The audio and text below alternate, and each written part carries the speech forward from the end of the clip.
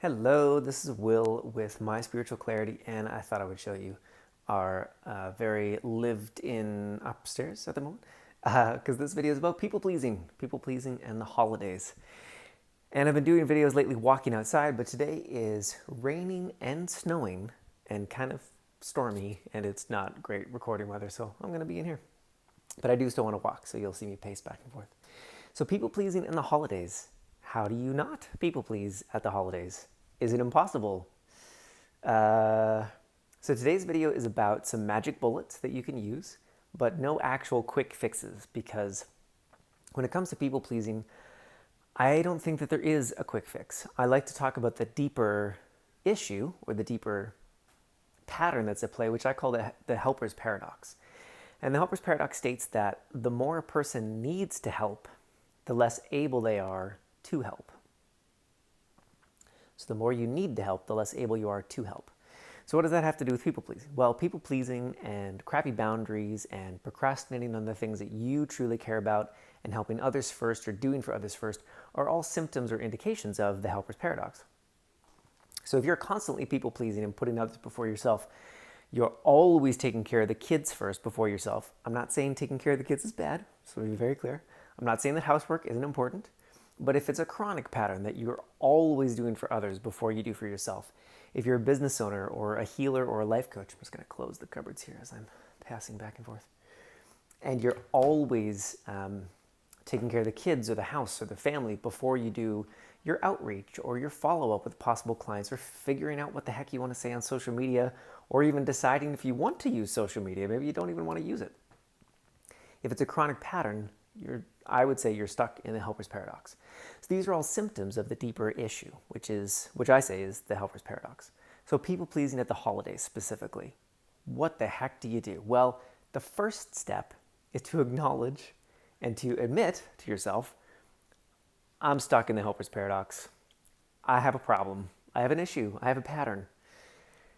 Now, is it a bad thing? I actually don't think it's a bad thing to be stuck in the helper's paradox. I kind of wish more people in the world were stuck in the helper's paradox. What a difference it would make if our world leaders and leaders of industry were all dealing with the helper's paradox. I think we would have a much more balanced, fair, equitable, pick whatever word is the word of the day these days, to be more just, more balanced, more healthy for everybody. But I don't think we're there. I think many world leaders are not stuck in the helper's paradox, and that's part of why we have this issue. So I'm not saying it's always bad, but it does throw your personal life way out of whack. So it's the holidays. Your mom, your dad, your family's over, and you're constantly taking care of everyone else, or you're feeling emotionally vulnerable to everyone else's stuff all the time, and you don't have the boundary, either energetic or emotional or practical, like you close your bedroom door, and like that video that I saw on Ellen years ago where the kids are like poking their fingers under the door saying, "Mom, Mom," and the poor mother's hiding in the closet, just trying to have a moment of peace. You might feel like that sometimes. I know I do as a dad of a 5-year-old, and it's been 5 years of never having the bathroom to myself. I never thought that I would have to be on the toilet and parent simultaneously.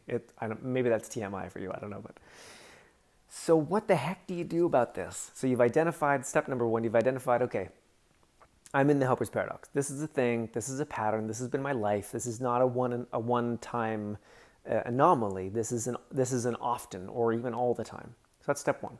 Step two is you identify the actual thoughts that go through your head.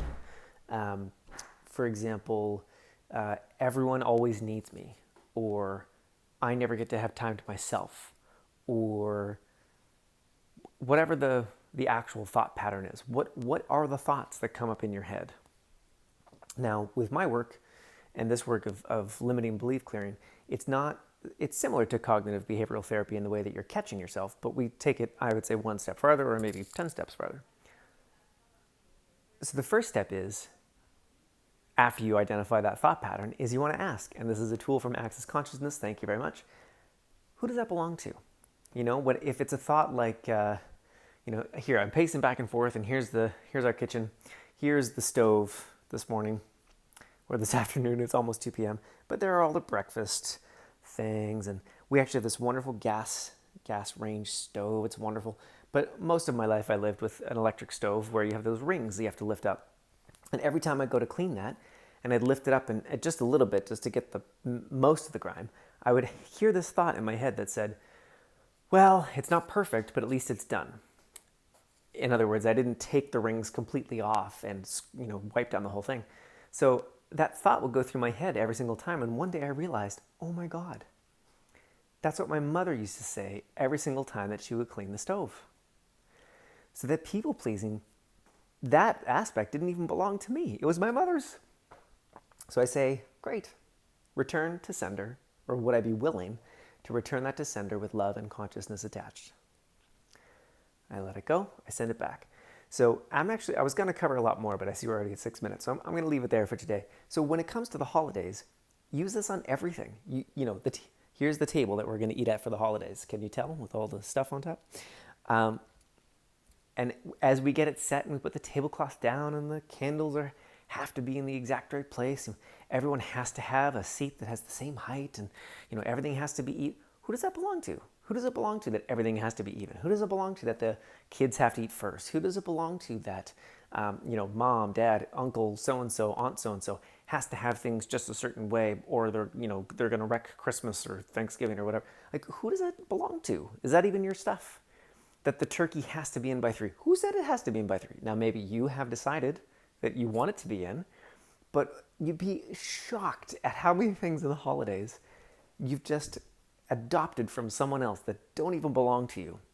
And all this people-pleasing and all this putting everyone else first and all these patterns are not even yours. They actually just belong to other people. So that's it for today. Identify the helper's paradox, and then number 2, start returning to sender all the crap that isn't even yours, and see how much of the people-pleasing can shift. Now, I'm not saying that this is it is a magic bullet. I'm not saying that it's a complete solution, or that, do this one thing and people-pleasing disappears for a lifetime. I don't think that, but it will help a great deal.